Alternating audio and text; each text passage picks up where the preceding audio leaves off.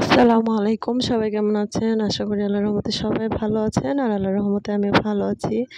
আজকে আমি জীবনের ১ম এতগুলো মাছ কাটলাম। আর এই মাছগুলো নদীর মাছ। একদম নদী থেকে কিনে নিয়ে আসছি ভোরবেলা ঘুম থেকে উঠে।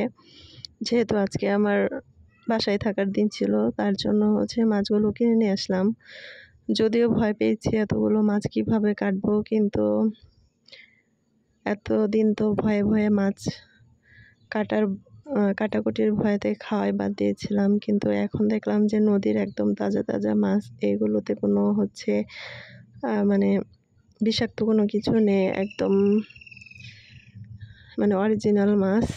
যার জন্য কিনে নিয়ে আসলাম, কষ্ট হলেও কেটে তারপর খাবো। তো এই যে দেখুন মাছগুলো এই এতটুকু মাছ মাত্র ৩০০ টাকা। তারপর ভাজি করলাম, তরকারি রান্না করলাম, আর এখন আমি ভাত খাবো। তো সবাইকে অনেক অনেক ধন্যবাদ ভিডিও দেখার জন্য।